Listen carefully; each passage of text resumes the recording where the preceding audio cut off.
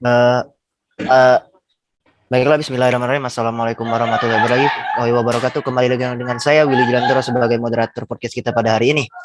Podcast ringan dan santai yang akan membahas tentang wawasan kebangsaan. Di sini saya selaku moderator, perkenalkan, nama saya Willy Jilantoro dari Kantor Imigrasi Kelas 1 TPI Palembang.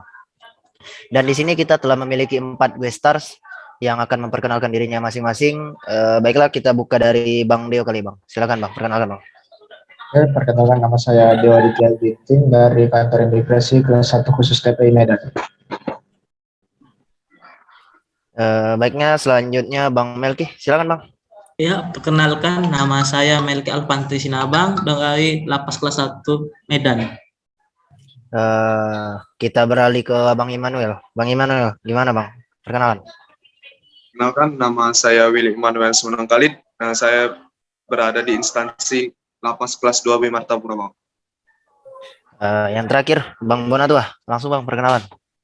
Perkenalkan, nama saya Bonatua Rafael Sembolon. Saya berasal dari instansi Kantor Imigrasi Kelas 2 TPI Tanjung Balai Asahan. Oke, siap.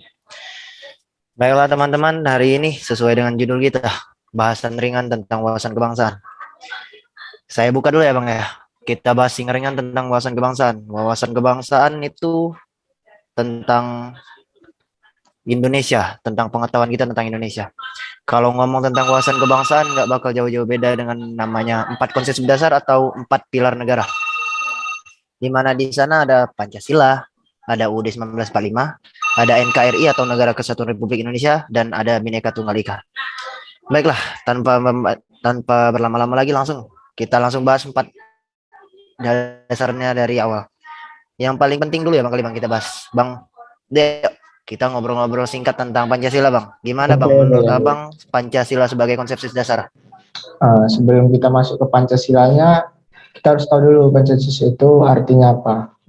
Dan saya tahu konsensus itu artinya kesepakatan yang dicapai melalui musyawarah bersama. Jadi, Pancasila dijadikan sebagai konsensus dasar negara karena Pancasila ini dijadikan landasan di negara kita, di mana seluruh masyarakat di negara Indonesia ini harus berpegang dan berdasarkan kepada Pancasila.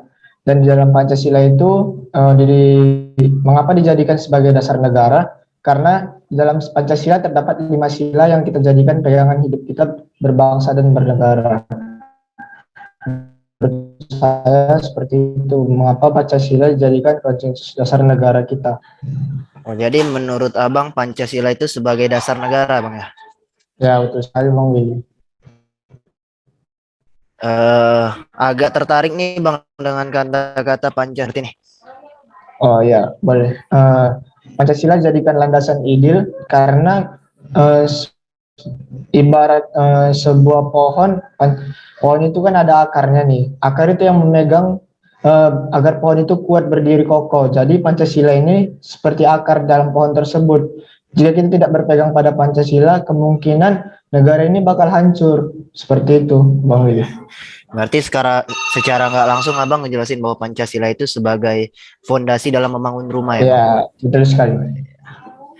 Baiklah, selanjutnya kita pindah ke pilar yang selanjutnya kali ya, Bang. Kita ngobrol santai tentang UUD dengan Bang Melki. Iya, Pak. Bang Melki, gimana, Bang? UUD sebagai konsep dasar ini gitu. Kalau menurut saya kan, Bang, UUD 1945 sebagai konsep dasar ini sangatlah tepat, Bang. Karena seperti kita tahu, dasar dari suatu negara itu adalah hukum. Jadi dasar hukum kita adalah dari UUD 1945 yang bertujuan untuk membatasi pemerintah sedemikian rupa sehingga negara kekuasaan tidak semenang-menang, Bang. Dengan demikian, hak-hak warga negara tetap dilindungi dengan menggunakan UUD 1945 ini, Bang. Secara umum, Bang, batang tubuh UUD 1945 memuat pasal-pasal yang berisi materi tentang negara, memuat ketentuan-ketentuan lain sebagai pelengkap seperti bendera, bahasa, dan sebagainya, Bang. Begitu sih, Bang. Jadi menurut Abang nih, UUD ini adanya buat ngebatasin ya, Bang. Jadi nggak ada campur tangan, nggak ada intervensi ya, Bang. Iya, Bang. Menurut Abang Jadi, itu udah jalan atau belum, Bang?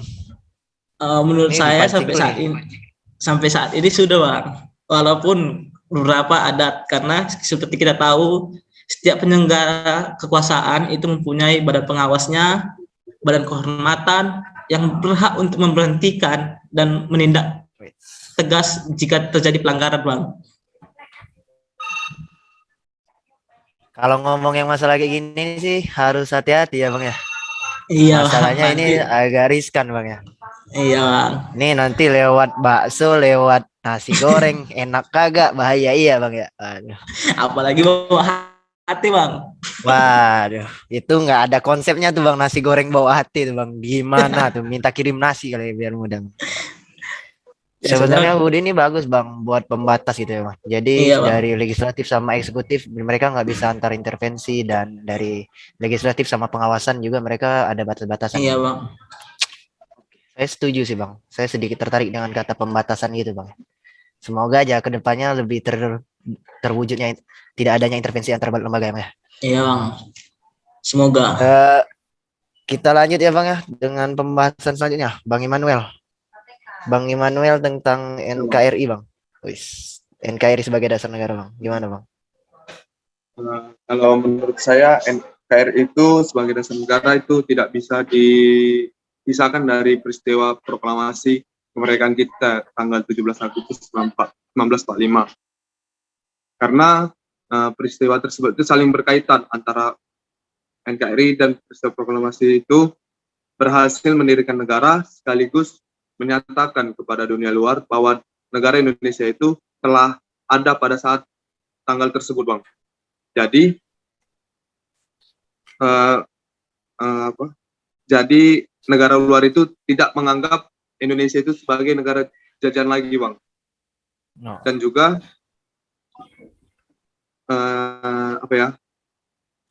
pada kejadian tersebut juga terlahir tujuan negara kita, Bang, yaitu yang dirumuskan pada sidang BPUPKI, antara lain, Bang, untuk melindungi segenap bangsa dan seluruh tumpah darah Indonesia. Yang kedua itu untuk memajukan kesejahteraan umum. Yang ketiga mencerdaskan kehidupan bangsa, dan yang keempat itu ikut melaksanakan ketertiban dunia.